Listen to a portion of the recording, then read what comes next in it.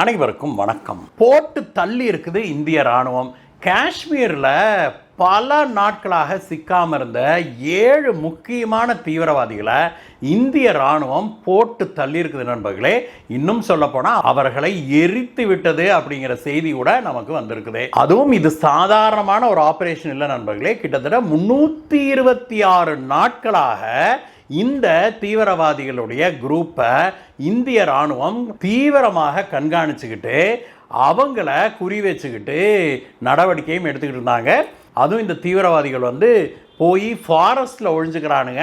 அதுக்கப்புறம் வெளியில் வர ட்ரை பண்ணுறானுங்க. கிட்டத்தட்ட ஒரு 10 மாத காலமாட்ட இவனுங்களை லாக் பண்ணி வச்சிருந்து அதற்கு பிறகு இவனுங்களை துல்லியமாக கண்டறிஞ்சு இந்திய ராணுவம் அவனுங்களை தீர்த்து கட்டி இருக்குது. இந்த செய்தி தான் இப்பொழுது இந்தியாவில் மட்டுமில்ல உலகம் முழுவதும் பெரும் பரபரப்பை ஏற்படுத்தி இருக்குது. ஏன்னா அந்த அளவுக்கு இதில் இந்திய ராணுவம் தீவிரமாக திறமையாக செயல்பட்டு இருக்குது அப்படிங்கிறத பார்க்குறோம். இது போன்ற சூப்பரான செய்திகள்லாம் உங்களுக்கு சேரணும் அப்படின்னாக்க நீங்கள் என்ன பண்ணணும், கீழே இருக்கிற சப்ஸ்கிரைப் பட்டனை தட்டுங்க நண்பர்களே. வாங்க நண்பர்களே, வீடியோக்கு போகலாம்.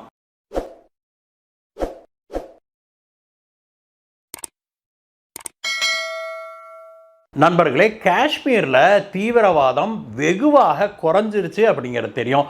1990கள்லையும் ஏர்லி 2000கள்லையும் இருந்த அளவுக்கு இன்றைக்கு தீவிரவாதம் அங்கே இல்லை. கிட்டத்தட்ட 90% அளவுக்கு தீவிரவாத தாக்குதல்கள் குறைந்து விட்டதை பார்க்குறோம். அது மட்டும் இல்லை, காஷ்மீருடைய மக்கள் இருக்காங்க இல்லையா, மக்கள்கிட்டயே ஒரு மிகப்பெரிய மன மாற்றத்தை நம்ம காண முடியுது. அந்த அளவுக்கு காஷ்மீர் மக்கள் இப்பொழுது நம்முடைய மெயின்லேண்டோடு இன்டகிரேட் ஆயிட்டாங்க அப்படிங்கிறதையும் நம்ம சந்தோஷமாக பார்க்குறோம். இது மட்டும் இல்லை, மில்லியன் கணக்கான டூரிஸ்டுகள் இந்தியாவின் எல்லா பகுதிகளிலிருந்தும் லட்சக்கணக்கான சுற்றுலா பயணிகள் காஷ்மீர் மற்றும் லடாக்குக்கு வருகை புரிவதால அந்த பகுதிகளை சேர்ந்த மக்கள் டூரிசத்தால் சுற்றுலாத்துறையால் பெரிய அளவில் அவங்க வருமானம் ஈட்டவும் ஆரம்பிச்சிருக்கிறாங்க.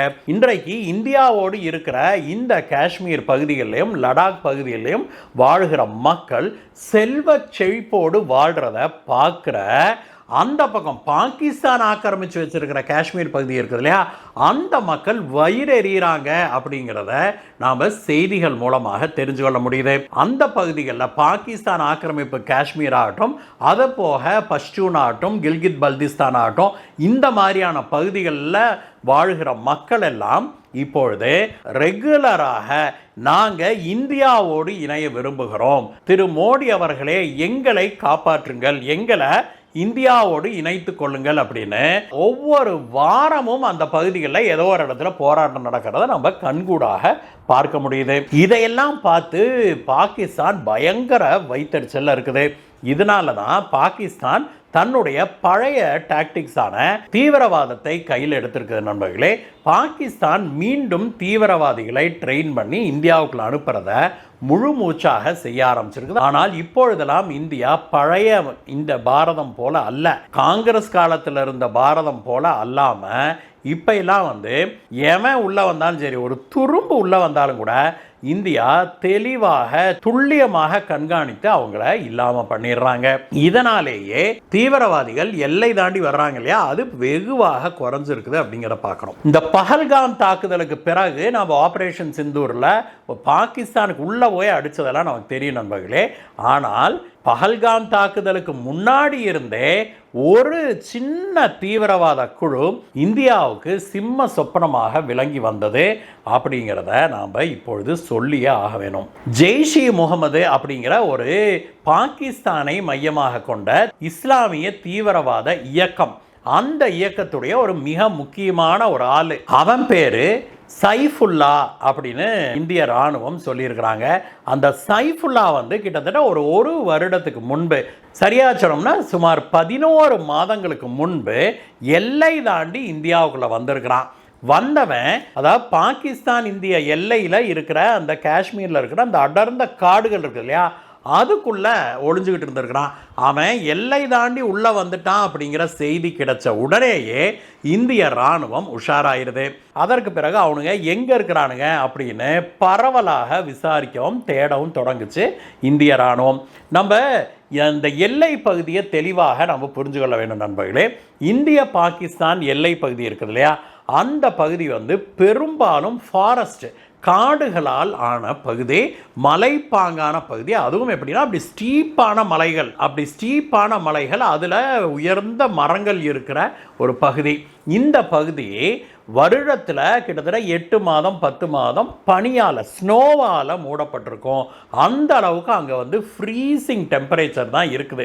இப்படிப்பட்ட ஒரு டெரெயினில், ஒரு இடத்துல ஒரு தீவிரவாதி பதுங்குறான் அப்படின்னா அவனை தேடி கண்டுபிடிக்கிறதே பெரிய வேலை அப்படிங்கிறது தான் உண்மை. ஏன்னா இந்த ஏரியா ஒன்றும் சும்மா சின்ன ஏரியாலாம் இல்லை, இது படர்ந்த ஏரியா, ஆயிரக்கணக்கான சதுர கிலோமீட்டர்கள் கொண்ட ஏரியா. அது அந்த பெரும் பகுதியை இந்திய இராணுவம் துல்லியமாக கண்காணிச்சுட்டு தான் வர்றாங்க. இருந்தாலும் கூட அதில் ஒரு தீவிரவாதி எங்கேயோ உள்ள நுழைஞ்சிட்டான், அவன் எங்கேயோ ஒளிஞ்சிருக்கிறான் அப்படின்னா அவனை கண்டுபிடிக்கிறதுங்கிறது ஒரு ஹேஸ்டாக்கில் ஒரு நீடில் கண்டுபிடிக்கிற மாதிரி. அதாவது வைக்கப்போருக்குள்ள ஒரு ஊசியை நாம் தேடி கண்டுபிடிக்கிற மாதிரி தான் நண்பர்களே. அவ்வளவு கடினமான வேலை. இதற்கு இந்திய இராணுவம் மட்டுமல்ல, இந்திய எல்லையோர காவல் படை இருக்காங்க இல்லையா, அவங்க சிஆர்பிஎஃப் இருக்காங்க இல்லையா, அவங்க ஜம்மு காஷ்மீர் போலீஸ் இருக்காங்க இல்லையா, இவங்க எல்லாருமே ஒன்றிணைந்து இறங்குறாங்க இந்த சைஃபுல்லாவை கண்டுபிடிக்கிறதுக்கு. அவன் ஜெய்ஷ்-இ முகமதில் ஒரு சீனியர் ரேங்கிங் கொண்ட முக்கியமான ஒரு தீவிரவாதி அப்படிங்கிறதுனால என்ன ஆனாலும் அவனை நம்ம நாட்டுக்குள்ளே விட்டுறக்கூடாது அப்படின்னு அந்த பகுதி முழுவதையும் தங்களுடைய கண்ட்ரோலில் கொண்டு வராங்க. இது எப்போ தொடங்குச்சுன்னா சரியாக 329 நாட்களுக்கு முன்பு இந்த வேட்டை தொடங்குது. அந்த பகுதி முழுவதும் நம்ம எல்லை பாதுகாப்பு படை, போலீஸ்காரங்க, அதற்கு பிறகு இராணுவம், சிஆர்பிஎஃப் அப்படின்னு எல்லாருமே சுற்றி வளைச்சு தீவிரமாக கண்காணிக்கிறாங்க. ஃபாரஸ்ட்லேருந்து இவன் வெளியில் வந்தான்னா சிக்கிடுவான், அந்த அளவுக்கு தீவிரமாக கண்காணிக்கிறாங்க. இதனால் இந்த சைஃபுல்லா மற்றும் அவங்க கூட ஒரு 6 பேர் இருந்திருக்கிறாங்க. ஒரு குரூப்பாக தான் வர்றானுங்க தீவிரவாத செயல்களில் ஈடுபடுறதுக்கு. அவனுங்க குரூப்பாகவே எங்கேயோ ஒரு பக்கம் இந்த ஃபாரஸ்ட்டில் ஒழிஞ்சுக்கிட்டு அவ்வப்போது வெளியில் வர முயற்சி செய்கிறானுங்க. அப்புறம் நம்ம போலீஸ்காரங்க அதை கண்டறிஞ்சு மூமெண்ட் தெரியுதே அப்படின்னு சுட்டாங்கன்னா திரும்பி ஓடி போய் ஒழிஞ்சுக்கிறது. இப்படியே இவனுங்க கிட்டத்தட்ட 329 நாட்கள் ஓடி ஒழிஞ்சுக்கிட்டே இருந்திருக்கிறாங்க. இந்த காலகட்டத்தில் இந்திய இராணுவம் என்ன பண்ணுறாங்க, ஒரு குறிப்பிட்ட இடத்துல ஒரு ஆக்டிவிட்டி தெரியுது அப்படின்னா அவங்க உடனடியாக தங்களுடைய சர்ச் சர்க்கிள் இருக்குது இல்லையா, அதை சுருக்கிக்கிறாங்க. அதை சுருக்கிட்டு மறுபடியும் தேடுதல் வேட்டையை ஆரம்பிக்கிறாங்க. தேடுதல் வேட்டைனா சும்மா ஆளுக போகிறது மட்டும் இல்லை நண்பர்களே, ட்ரோன் எல்லாம் பயன்படுத்தி இந்திய இராணுவம் தீவிரமாக தேடி இருக்கிறாங்க. இந்த ட்ரோன் எல்லாம் பயன்படுத்துறதுல என்ன பிரச்சனைனா, இந்த பகுதி முழுவதும் காட்டு பகுதி இல்லையா, பூரா உயர்ந்த மரங்கள் இருக்கிற பகுதி. அப்புறம் நான் சொன்ன மாதிரி வருஷத்தில் 10 மாதம் பனி, ஃபுல்லாக ஸ்னோ விழுந்திருக்கும், மரமும் கவர் ஆகிடும். அப்போ ட்ரோன்ஸும் ரொம்ப கீழே எல்லாம் வர முடியாது. அந்த உயர்ந்த மரங்களுக்கு மேலே இவங்க ட்ரோனை பறக்க விடணும். அதில் அந்த மரங்களுக்கு இடையில் இருக்கிற கேப்பில் ஏதாவது ஆக்டிவிட்டி, கரெக்டாக அந்த ட்ரோன் போகும்போது ஏதாவது ஆக்டிவிட்டி தெரிஞ்சதுன்னா அதை மார்க் பண்ணிவிட்டு அப்புறம் அந்த இடத்துல கண்காணிக்கிறாங்க. இந்த மாதிரி தீவிரமான கண்காணிப்பை மேற்கொள்கிறாங்க. கொஞ்சம் கூட ரெஸ்ட்டே எடுத்துக்கல. தீவிரமான அந்த பயங்கர வின்டர் காலத்தில் கூட, குளிர்காலத்தில் கூட பயங்கர லோ டெம்பரேச்சரு, ஸ்னோ விழுது. அப்படி இருந்தும் கூட இந்திய இராணுவம், காஷ்மீர் போலீஸ் எல்லாருமே அந்த பகுதியை விட்டு அசையவே இல்லை அப்படிங்கிறாங்க. இதனால் சைஃபுல்லா ஒரு தடவைக்கு பல தடவை வெளியில் வர முயற்சித்து வெளியில் வர முடியாமல் திரும்பி உள்ளே போய் ஒளிஞ்சுக்கிறான். ஒவ்வொரு முறை இவன் வரும்போதும் இந்திய இராணுவம் அந்த கண்காணிப்பில் அந்த சர்க்கிள் இருக்குது இல்லையா, அவனை சுற்றி வளைக்கிற சர்க்கிளை குறைச்சிக்கிட்டே வர்றாங்க. இப்படி மெல்ல மெல்ல மெல்ல மெல்ல அவனுங்களை சுற்றி வளைச்சி 4 நாட்களுக்கு முன்பு அவனுங்களை ஒரு இடத்துல கார்னர் பண்ணுறாங்க. அவனுங்க அதற்கு பிறகு தப்பிக்கிறதுக்கு வழி இல்லாமல் திருப்பி இந்திய இராணுவத்தின் மீது சுடுறாங்க. ஆனால் இந்திய இராணுவமோ மிக திறமையாக செயல்பட்டு அவனுங்க அந்த குரூப்பில் 7 பேர் இருந்திருக்கானுங்க. 7 பேர்த்தையும் சுட்டு கொண்டிருக்கிறாங்க, வச்சு எரிச்சிட்டாங்க அப்படிங்கிறது தான் இப்பொழுது வெளிவந்திருக்கிற செய்தி. இந்த ஆபரேஷனுக்கு ஆபரேஷன் டிராஷி 1 அப்படின்னு பேர் வச்சிருக்கிறாங்க இந்திய ராணுவம். இந்த ஆபரேஷன் மிக வெற்றிகரமாக நாங்கள் நடத்தி முடிச்சிருக்கிறோம்.